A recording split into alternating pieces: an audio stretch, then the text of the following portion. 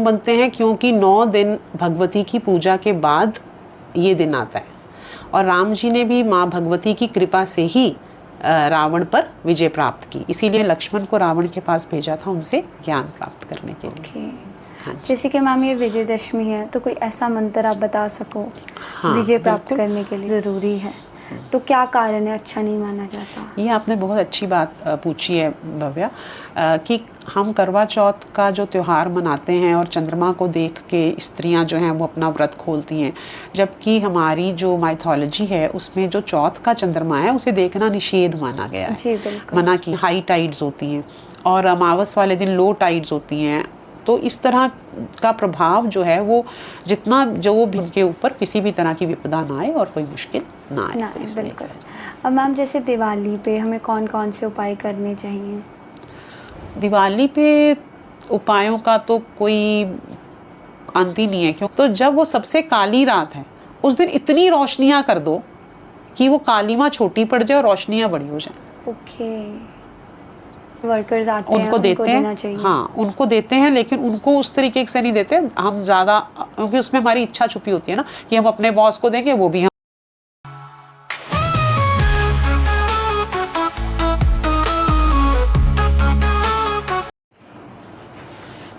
नमस्कार, आपका स्वागत है भव्या पॉडकास्ट में। आज हमारे साथ हैं काजल शर्मा जी, जो कि एक एस्ट्रोलॉजर हैं। उनसे हम जानेंगे कि त्योहारों वाले दिन हमें कौन कौन सी चीज़ों का ध्यान रखना चाहिए। मैम आपका बहुत बहुत स्वागत है। Thank you Bhavya, thank you for calling me here. जी मैम दशहरे वाले दिन हमें कौन कौन से भगवान की पूजा करनी चाहिए और कौन कौन से की नहीं, जैसे रावण की और राम जी की, उस बारे में आप बता सको कुछ? कौन सी की नहीं तो नकारात्मकता तो कुछ हमने रखनी नहीं, तो आप किसी की भी पूजा कर सकते हैं। लेकिन क्योंकि ये विजयदशमी का त्यौहार है, विजयदशमी का त्यौहार है और विजयी होने के लिए इस दिन शुभ संयोग बनते हैं। और वो शुभ संयोग क्यों बनते हैं? क्योंकि 9 दिन भगवती की पूजा के बाद ये दिन आता है और राम जी ने भी माँ भगवती की कृपा से ही रावण पर विजय प्राप्त की, इसीलिए पहले नवरात्रों पे देवी माँ की कृपा प्राप्त की जाती है। और देवी माँ की कृपा प्राप्त करने के बाद आज भी दशमी का दिन, उस दिन कोई भी लोग आप देखो व्यापार शुरू करते हैं तो उस दिन कहते हैं कि शुभ मुहूर्त ही है, उस दिन कोई भी आप अपना कार्य करते हैं उस दिन का मुहूर्त अच्छा ही माना जाता है। तो इसलिए माँ भगवती की कृपा के लिए माँ भगवती की पूजा उस दिन की जाए, बहुत अच्छी बात है, उनका वरदान प्राप्त किया जाए। राम जी की पूजा तो करते ही हैं लोग और उस दिन करनी भी चाहिए, क्योंकि उन्होंने ही रावण का वध किया और राक्षस से जो इतना आतताई हो चुका था उससे मुक्ति दिलाई। तो रामचरितमानस का किया जाता है पाठ, और एक दिन पहले शुरू करके उस दिन किया, या पूरे पहले नवरात्रे से शुरू करके और सभी नवरात्रों में किया, और दशमी में उसका भोग डालते हैं। जिस भी तरीके से रामायण पढ़ने का कोई किसी भी तरीके से आप पढ़ सकते हैं, और उसमें लक्ष्य है कि राम जी की कृपा को प्राप्त करना और उसी तरह विजयी होने के लिए अपने आप को तैयार करना, ये किया जा सकता है। अगर एक यहाँ पे ये भी है, रावण साउथ में आप देखिए कई जगहों पे रावण की भी पूजा की जाती है, और रावण की पूजा इसलिए की जाती है कि उनकी हर बुराई एक तरफ है और उनके ज्ञान जो उनके अंदर था वो एक तरफ है, और उनके ज्ञान पे लेकिन खराबी क्या आई? उनका अहंकार। और उनका जो अहंकार था उसको तो ख़त्म कर दें, हम अहंकार को ख़त्म कर दें। वो जो 10 सिर हैं रावण के, वो अलग अलग तरीके की जो बुराइयां हैं उनको ख़त्म कर दिया जाए, पर ज्ञान को तो नहीं ख़त्म किया जाना चाहिए, ज्ञान को रहना ही चाहिए। इसलिए ज्ञान प्राप्त करने के लिए रावण को भी नमन करना आवश्यक है और किया भी जाता है कई जगह पर। यहाँ तक कि राम जी ने भी जब मृत्युशैया पे थे रावण, उस समय लक्ष्मण को रावण के पास भेजा था उनसे ज्ञान प्राप्त करने के लिए। जैसे कि मैम ये विजयदशमी है तो कोई ऐसा मंत्र आप बता सको विजय प्राप्त करने के लिए? ये मैं आपको एक मंत्र अपने दर्शकों के लिए बताती हूँ। ये मंत्र बहुत ही कारगर है। अगर आप किसी कंपटीशन की तैयारी कर रहे हैं या आप किसी प्रतियोगिता के लिए कोई भी ऐसा क्षेत्र है जहाँ विजयी होना चाहते हैं, अगर ऐसा कोई क्षेत्र है तो उसके लिए मंत्र है ओम विजयाय नमः। ओम विजयाय नमः मंत्र आप करें और साथ में तैयारी भी करें। तैयारी करना ज़रूरी है। ओम विजयाय नमः मंत्र कर रहे हैं और हम तैयारी नहीं कर रहे तो सिद्ध वो, हाँ, क्योंकि जो सभी तैयारी तो सभी कर रहे हैं। आप किसी प्रतियोगिता के लिए बैठ रहे हैं, तैयारी सभी कर रहे हैं। अगर आप इस मंत्र का जाप साथ में कर रहे हैं, ओम विजयाय नमः, तो आप उनसे एक एज आगे हैं और आपको सफलता ज़रूर मिलेगी। बिल्कुल। हाँ। अब जैसे मैम करवा चौथ का जो चंद्रमा है उसे अच्छा नहीं माना जाता, लेकिन फिर भी करवा चौथ का व्रत को मतलब तोड़ने के लिए चंद्रमा को देखना ज़रूरी है, तो क्या कारण है अच्छा नहीं माना जाता? ये आपने बहुत अच्छी बात पूछी है भव्या, कि हम करवा चौथ का जो त्यौहार मनाते हैं और चंद्रमा को देख के स्त्रियां जो हैं वो अपना व्रत खोलती हैं, जबकि हमारी जो माइथोलॉजी है उसमें जो चौथ का चंद्रमा है उसे देखना निषेध माना गया है। जी बिल्कुल। मना किया गया है, क्योंकि ऐसा माना जाता है कि चौथ का ही वो चंद्रमा था, भादों की चौथ का, जिसे देख के जो कृष्ण जी के माथे भी चोरी लगी थी, मतलब उनके ऐसे। और चंद्रमा जो चौथ, पहले ज़माने में जो बुज़ुर्ग थे वो बच्चों को बुला बुला के चंद्रमा दिखाते थे। जब भी चंद्रमा हो कि आज दूज का चंद्रमा है, आज तीज का चंद्रमा है, या फिर पूर्णमासी का चंद्रमा है, तो बच्चों को बुलाया जाता था, दिखाया जाता था, प्रसाद बांटा जाता था। ये नेचर के साथ कनेक्ट होने का तरीका था। लेकिन जिस दिन चौथ का चंद्रमा होता था तो बच्चे गलती से भी बाहर आ जाते थे, तो बुजुर्ग ये कहते थे कि नहीं नहीं, आज चौथ का चंद्रमा है, आज अंदर चले जाओ, आज नहीं देखना। इसका कारण ये है कि चंद्रमा की किरणें अदृश्य रूप से या दृश्य रूप से कुछ ना कुछ प्रभाव हमारे ऊपर डालती हैं। जैसे कि ज्वार भाटा आता है तो पूर्णमासी वाले दिन हाई टाइड्स होती हैं और अमावस वाले दिन लो टाइड्स होती हैं। तो इस तरह का प्रभाव जो है वो जितना जो भी पानी है उसके ऊपर प्रभाव पड़ता है चंद्रमा की किरणों का।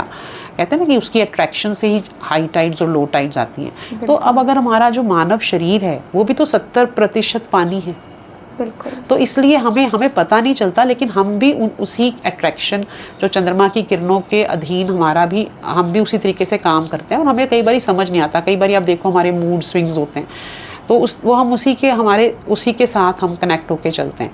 तो जो चौथ का चंद्रमा है उसकी रेज अगर हम ज़्यादा ग्रहण करते हैं तो ऐसा कहा जाता है कि हमारे मन में इम्प्रॉपर थॉट्स, जो नैतिक विचार हैं वो नहीं आते, अनैतिक विचार आते हैं। ऐसा माना जाता है। तो अब ये सवाल ये उठता है कि जब हमारे अंदर चौथ का चंद्रमा देखने से अनैतिक विचार आते हैं तो फिर हम वो चंद्रमा देख के करवा चौथ का व्रत क्यों खोला जाता है? बिल्कुल। ये कारण। हाँ, इसका कारण ये है कि वो चंद्रमा, क्योंकि कार्तिक की कृष्ण पक्ष की चौथ है और ये सबसे जो हम गहनतम दौर की ओर जा रहे हैं। दिवाली जो है वो सबसे अमावस जो है वो सबसे काली अमावस मानी जाती है साल की, ठीक है। तो उससे पहले जो कृष्ण पक्ष शुरू हुआ और उसमें चौथ का चंद्रमा आया तो सबसे जो काला कृष्ण पक्ष है उसका चौथ का चंद्रमा है, तो उसमें इम्प्रॉपर थॉट्स और भी ज़्यादा आने की संभावना है।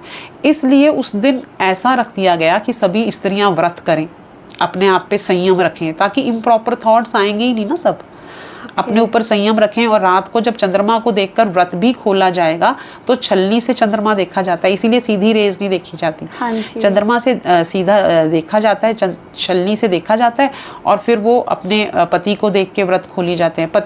पति जो है वो व्रत रखें या ना रखें वो इस तरह से अनुशासित हो जाते हैं डिसिप्लिन में कि पत्नियों ने व्रत रखा हुआ है, कुछ ना कुछ अनुशासन उनका भी हो जाता है। इसलिए है ना, वो भी सारा दिन घर में रहते हैं क्योंकि रात को उनको अगर कुछ गलत आचार व्यवहार की संभावना जो है वो बहुत ही कम रह जाती है या बहुत ही बिल्कुल शून्य हो जाती है, ख़त्म हो जाती है। तो इसलिए ये बहुत ही साइंटिफिक तरीके से, बहुत ही लॉजिकल तरीके से ये त्यौहार बनाए गए हैं। इसका मतलब ये नहीं है कि करवा चौथ रखने से किसी की उम्र नहीं बढ़ रही, ये मतलब हम ये देखिए उम्र नहीं, कई लोग नहीं भी रखते, बहुत ये तो हमारे नॉर्थ इंडिया में ज़्यादा है करवा चौथ, और बाकी बहुत से रीजन्स हैं भारत के जहाँ पे करवा चौथ का व्रत नहीं रखा जाता और वहाँ भी बहुत लंबी उम्र है पतियों की। तो ये साइकोलॉजिकली ऐसा विधान, मानसिकता इस तरीके से और मनोवैज्ञानिक रूप से इस तरीके से वो किया गया जिससे कि लोग इस तरीके से, क्योंकि धर्म को लोग मानते हैं डर की वजह से, तो एक तरह से ये बात इसलिए बिठा दी कि अब ये कहें कि आपके मन में इम्प्रॉपर विचार नहीं आएंगे इसलिए आप व्रत रख लो, तो शायद कोई भी ना रखे। बिल्कुल। तो ये कहा कि हाँ कि अच्छा इससे उम्र बढ़ेगी, ये होगा, तो फिर वो एक परंपरा, एक डर के नाम से जो है वो लोग करते हैं। धर्म को ज़्यादातर लोग, ऐसा होना नहीं चाहिए पर ज़्यादातर लोग डर की वजह से मानते हैं। जी बिल्कुल। अब जैसे बात करते हैं हम धनतेरस की, हाँ। तो धनतेरस वाले दिन लोग कोई ना कोई धन की चीज़ मतलब घर में लेके आते हैं, जैसे चांदी, कि धन की वृद्धि हो। तो कौन सी चीज़ हमें घर पे लेके आनी चाहिए? ये अपनी अपनी हैसियत के हिसाब से जितना जितना जो है उस दिन धन त्रयोदशी है और धन्वंतरी जी, समुद्र मंथन हुआ था और धन्वंतरी जी उस दिन जो है वो लक्ष्मी जी का आगमन हुआ था और रत्न लेकर निकले थे। तो मतलब ये माना जाता है कि वो दिन बहुत शुभ माना जाता है नई चीज़ें खरीदने के लिए। तो नई चीज़ें आप चांदी की भी खरीद सकते हैं, सोने की भी खरीद सकते हैं, और कुछ नहीं है तो आप कोई बर्तन खरीद सकते हैं, क्योंकि वो एक बर्तन लेके निकले जिसमें रत्न थे। तो वो बर्तन ही खरीद लें, रत्न नहीं खरीद सकते तो बर्तन खरीद लें। तो रत्न अब शायद भगवान माता लक्ष्मी की कृपा से रत्न आ जाएंगे उसमें जी। तो ऐसी चीज़ें खरीदने से कोई फ़ायदा होता है? हाँ बिल्कुल। देखिए, हम एक तो इस वक्त ये सबसे बड़ी जो चीज़ है ना, इस दिन मैनिफेस्टेशन के लिए दिन बहुत अच्छा है। ओके। जैसे मैनिफेस्ट आजकल बहुत आपने सुना होगा जगह जगह पे कि हम ये बात कहें, जो भी हम मैनिफेस्ट करते हैं कि मेरे साथ ये हो जाए, ये हो जाए। तो ये जो इस दिन की जिस तरह की चंद्रमा की रेज़ हैं, जिस तरह की बाकी सभी तरीके की जो भी हमें प्राकृतिक तरीके से जो भी हमें किरणें मिल रही हैं अलग अलग ग्रहों की, वो मैनिफेस्टेशन के लिए ये दिन बहुत अच्छा है। तभी हम कहते हैं कि घर में अगर आप कुछ बाय चांस नहीं भी खरीद सकते ना उस दिन, ऐसी हालत नहीं है, लेकिन पीछे पूर्वजों का दिया हुआ या कुछ ना कुछ घर में धन पड़ा है, धन है या कोई जेवर है या कुछ भी चांदी का सिक्का है, ऐसा माना जाता है कि वो अपने सामने रख के उस दिन मैनिफेस्टेशन करें। उसको अपने सामने रख के सारा अपना धन फैला लिया, आपने सामने रखकर आपने मन में इस तरह की कि ये इससे 100 गुना हो जाए, 10 गुना हो जाए, 1000 गुना, जैसी आपकी भावना है, ठीक है, उस तरह की भावना से अगर आपने मैनिफेस्टेशन की तो वो फल देती है जी। और उस दिन, और उसके लिए मैं आपको इसके लिए भी एक स्तोत्र बताती हूँ। इसके लिए महालक्ष्मी अष्टकम स्तोत्र का पाठ अगर किया जाए, नमस्ते अस्तु महामाये शुरू होता है यहाँ से, तो वो पाठ किया जाए तो उससे, और ये बहुत बड़ा पाठ नहीं है, ऐसे 3-4 मिनट का पाठ है, और अगर आप 3 बार इसको कर लेते हैं, 2 बार भी कर लेते हैं, तो वो मैनिफेस्टेशन मैनीफोल्ड हो जाती है, कई गुना बढ़ जाती है। जो भी मैनिफेस्टेशन आप धन से संबंधी करना चाहते हैं, और इस दिन ये धन से संबंधी तो ये चीज़ हो गई। ये इस दिन अकाल मृत्यु के भय को ख़त्म करने के लिए ये एक ऐसा दिन है पूरे साल में, इस दिन यमराज की पूजा की जाती है। तो आजकल ये बहुत कम हो गया, लेकिन ये इसको की जानी चाहिए, क्योंकि आजकल स्वास्थ्य संबंधी बहुत सी समस्याएं हैं और सेफ्टी के लिए। तो अगर आपने यमराज जी के उसका और अकाल मृत्यु के भय को ख़त्म करने के लिए दीपक जलाना है, तो अपने घर की दक्षिण दिशा में चौमुखा दीपक सरसों के तेल का जलाना चाहिए। किसी भी टाइम पे?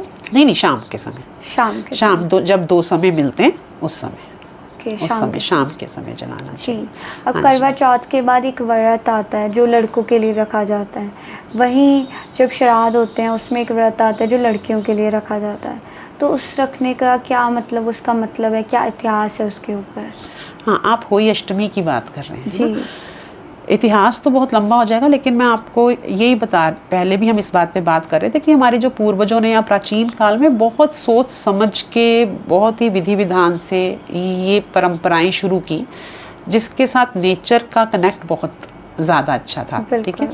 और सब ये नहीं था कि मतलब, और समग्रता थी, सबको साथ लेके चलने का भाव था। कालांतर में ये हो गया कि लड़कों के प्रति ज़्यादा लोग ये करने लग गए, लड़कियों के लिए उतने व्रत पूजा नहीं किए जाते, और आज भी काफ़ी हद तक सुधार हुआ है, लेकिन आज भी फिर भी मानसिकता बदलते बदलते उतनी नहीं बदली। बिल्कुल। तो लेकिन यहाँ पे जब हम देखें हमारे पूर्वजों ने जो व्रत के नियम बनाए, उसमें सबसे पहला जो व्रत है, जो श्राद्धों की अष्टमी का जो व्रत है, वो लड़कियों के लिए रखा जाता है। जिस तरह होली अष्टमी लड़कों के लिए रखा जाता है, उससे पहले श्राद्धों की अष्टमी पे जो व्रत है वो महालक्ष्मी का जो है वो जन्म माना जाता है, और उस दिन उनका व्रत रखा जाता है। आज भी कई लोग रखते हैं वो व्रत। वो लड़कियों की, घर की लड़कियों की खुशहाली के लिए, उनके लिए वो व्रत रखा जाता है। होली अष्टमी का व्रत जो है वो लड़कों के लिए रखा जाता है। और आजकल लोग ऐसे भी कर लेते हैं कि होली अष्टमी पे लड़के लड़कियों दोनों के लिए रख लेते हैं, लेकिन मतलब परंपरा से ये है कि श्राद्धों की अष्टमी का इसलिए रखा जाता है, और वहाँ वाली अष्टमी जो करवा चौथ के बाद जो अष्टमी आती है होली अष्टमी, उसका लड़कों के लिए रखा जाता है। अब ये एक प्रश्न मन में शायद आता हो, हमारे दर्शकों के मन में भी शायद आता होगा कि अष्टमी तिथि ही क्यों? जब हम बच्चों की बात करते हैं तो अष्टमी तिथि क्यों, वहाँ भी हम श्राद्धों की अष्टमी की बात कर रहे हैं, यहाँ भी हम होई अष्टमी की बात कर रहे हैं, तो अष्टमी तिथि ही क्यों ली जाती है जब हम बच्चों की सुरक्षा की बात या उनके प्रोग्रेस की, उन्नति की बात करते हैं। तो अष्टमी तिथि जो है ना, ये भी एक बड़ी हैवी तिथि है बच्चों के लिए। 8 नंबर वैसे शनि का नंबर है, अष्टमी तिथि जो है वो थोड़ी हैवी रहती है। और ख़ासकर जब ये वाले त्योहारों के समय जब हम वास्तव में देखा जाए नकारात्मकता की ओर जा रहे हैं, हम इस वक्त हमारे पूजा पाठ इसलिए एनहेंस कर दिए गए, बढ़ा दिए गए इस टाइम पे, और सारे त्यौहार ये 1.5-2 महीने का पूरा दौर चलता है इस टाइम पे, ताकि वो नकारात्मकता जो है हमारी पॉजिटिविटी सकारात्मकता में कहीं लुप्त हो जाए। इसलिए तो ये अष्टमी तिथि जो है, आपने सुना होगा कि 8वें महीने के बच्चे को भी बोला जाता था कि उसका बचना, आज तो मेडिकल लाइन बहुत ज़्यादा तरक्की कर गई, लेकिन 8वें महीने का बच्चा वैसे कहा जाता था बचना मुश्किल होता है। 7वां बच्चा बच जाता है, लेकिन 8वें महीने का बचना मुश्किल होता है। ऐसे ही अष्टमी तिथि जो है वो मानी जाती थी। कृष्ण जी अष्टमी तिथि को पैदा हुए थे, कृष्ण अष्टमी, वो भी अष्टमी तिथि को पैदा हुए थे। तो आप वो देखो कि उन्होंने पैदा होते ही कितनी मुश्किलों का सामना किया, कहाँ वो जेल में पैदा हुए, फिर कहाँ कभी कोई राक्षस, कभी पूतना, कभी मतलब कितना उनका जो बचपन का दौर था वो मृत्यु से जूझते गुजरा, जबकि वो भगवान थे। बिल्कुल ठीक है। ये अष्टमी तिथि का प्रभाव है। तो इसलिए जो सबसे इस तरह की जो अष्टमियाँ 2 आई, एक श्राद्धों की अष्टमी आई, उसके बाद ये वाली अष्टमी आई, जो इस तरह से नकारात्मकता की ओर जाते हुए जो 2 काल हैं, उस टाइम की जो अष्टमी आई, उस दिन हमने घर के बच्चों के लिए व्रत रखे और उनके कामना की कि उनके लिए कुछ भी ऐसा गलत ना हो, अच्छा ही अच्छा हो, और देवी का पूजन किया। जैसे वहाँ पे अहोई माता का किया गया, अहोई अष्टमी में अहोई माता का पूजन किया गया, और यहाँ पे महालक्ष्मी का पूजन लड़कियों के लिए किया गया, जिससे कि उनके ऊपर किसी भी तरह की विपदा ना आए और कोई मुश्किल ना आए। तो बिल्कुल। अब मैम जैसे दिवाली पे हमें कौन कौन से उपाय करने चाहिए? दिवाली पे उपायों का तो कोई अंत ही नहीं है, क्योंकि ये साल की सबसे ज़्यादा काली अमावस है। कार्तिक मास की अमावस्या को मनाया जाता है दिवाली का त्योहार। दिवाली वाला दिन अच्छा नहीं मानते? उसको अच्छा बनाया जाता है, वो सबसे अच्छा। हाँ, क्योंकि दिवाली, आप ये जब हम बचपन में निबंध लिखते थे तो हम ऐसे लिखते थे, तो हम लिखते थे कि दिवाली कार्तिक मास की अमावस्या को दिवाली का त्यौहार मनाया जाता है, ये वर्ष की सबसे काली रात होती है। ये हम लिखते थे, लेकिन हम सोचा नहीं कभी कि वर्ष की सबसे काली रात होती है तो इसको इतना अच्छा क्यों मानते हैं। अच्छा नहीं मानते, आपने ये सुना, अच्छा नहीं मानते, लेकिन उसको अच्छा बना सकते हैं। इसका उत्तर दिया हमारे ऋषि मुनियों ने कि हाँ, बना सकते हैं।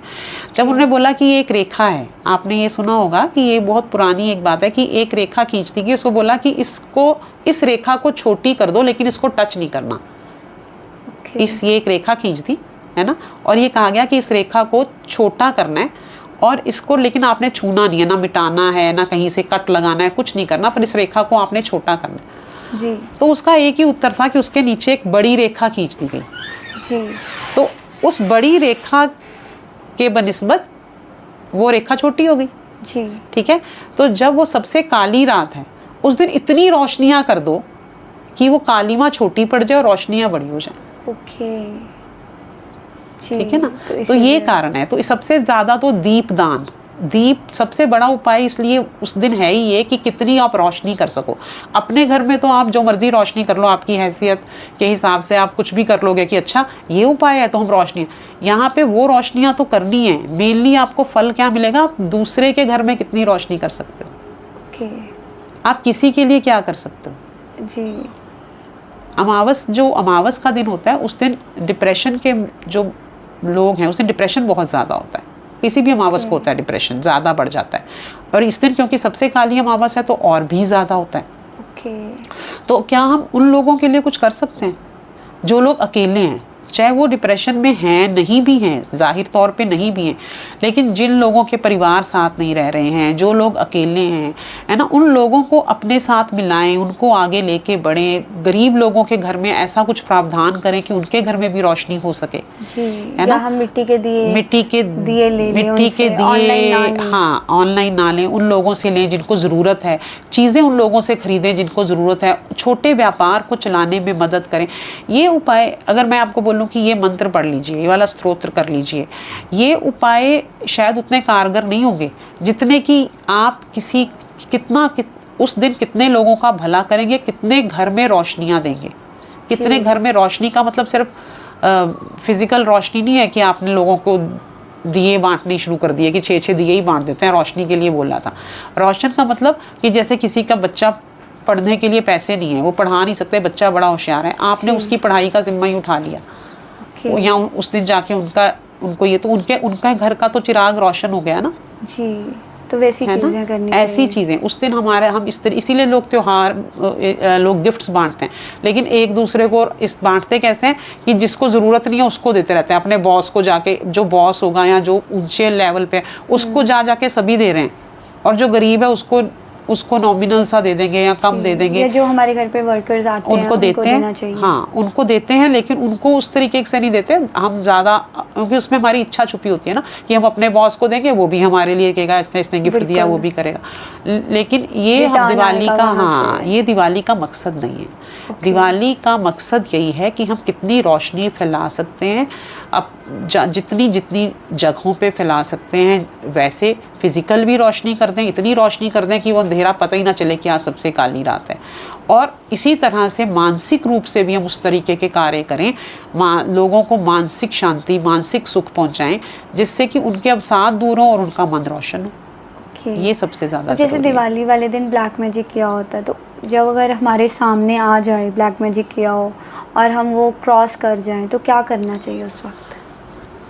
देखिए, पहले तो इसमें सबसे बड़ी चीज़ है कि पहले तो सावधानी। इस दिन ये बिल्कुल सही बात है कि तंत्र और नकारात्मक तंत्र है उस दिन ज़्यादा प्रभावी होता है, क्योंकि मैंने आपको जैसे बताया कि नकारात्मकता की सबसे काली रात, एस्ट्रोलॉजिकली देखें तो सूर्य जो है वो नीच का होता है जी। और अमावस है, तो नीच के सूर्य से अमावस आ रही है, तो और भी ज़्यादा सबसे काली रात इसीलिए मानी जाती है।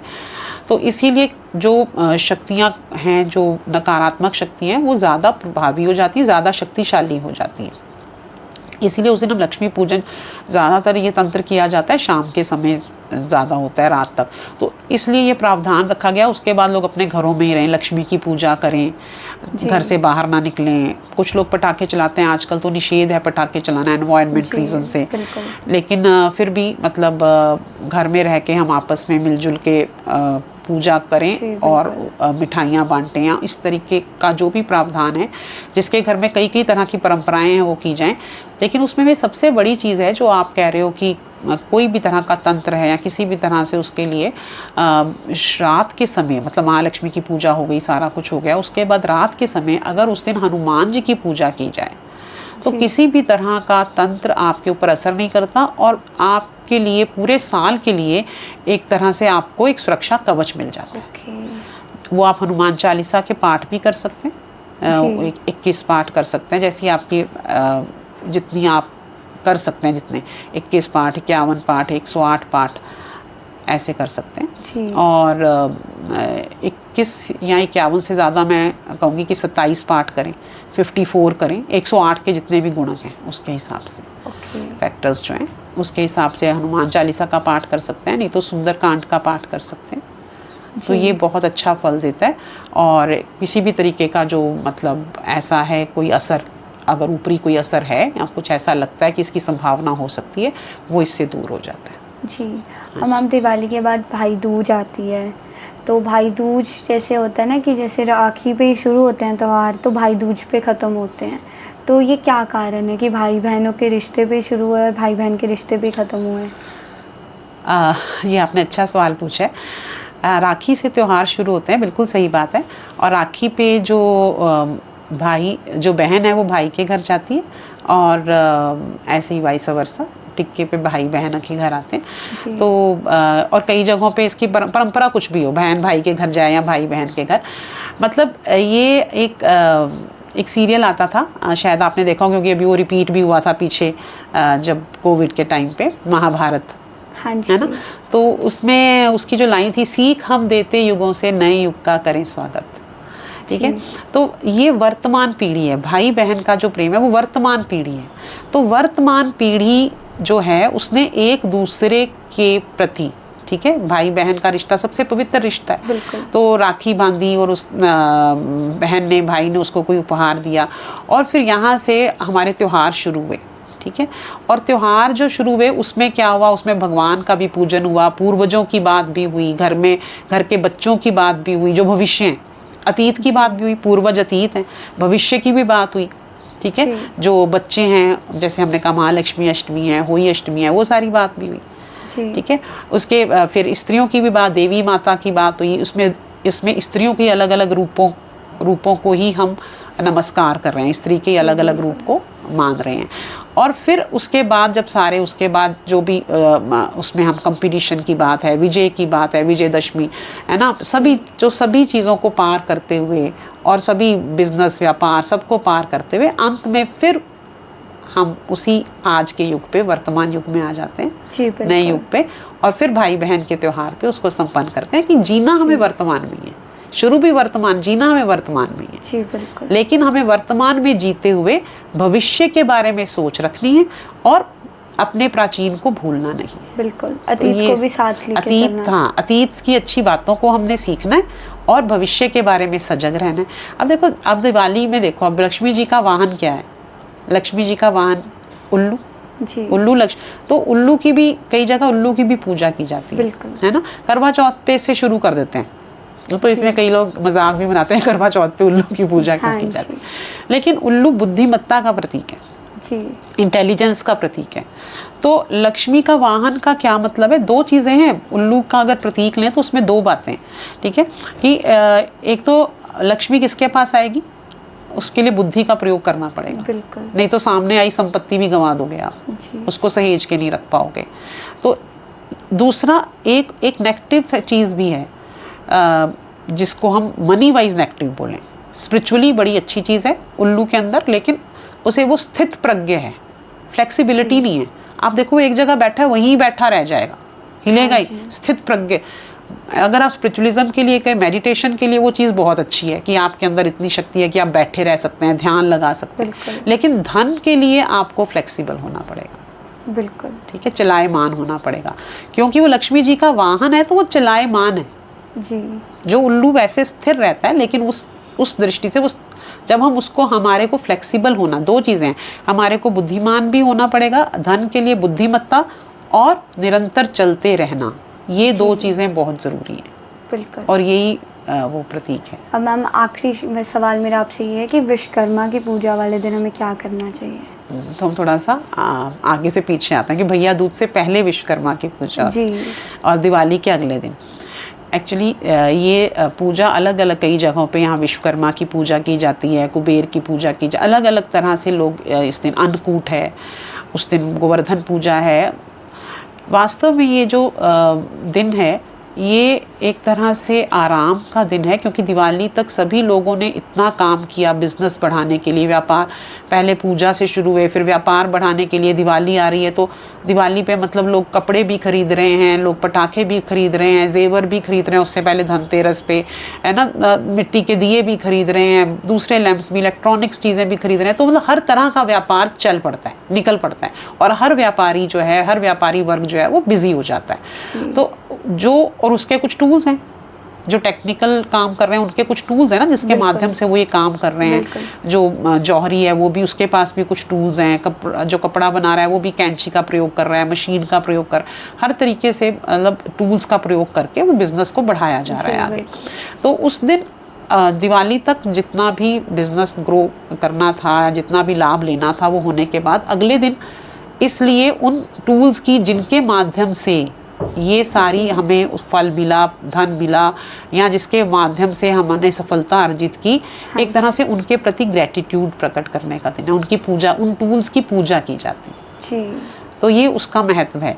और वैसे ये रेस्ट डे है घर की गृहिणियों के लिए, जो पहले घर में ही सारे पकवान बनते थे, उन्होंने पूरे टाइम वो बिजी रही घर में। नवरात्रों से शुरू हो गए सारे पकवान, श्राद्धों में भी आपको पता ही है कि पूर्वजों के लिए पकवान बन रहे हैं, फिर नवरात्रों में, फिर उसके बाद दिवाली के लिए मीन्स 1 महीना वो पूरा पकवान बनते रहते थे घर में तरह तरह के।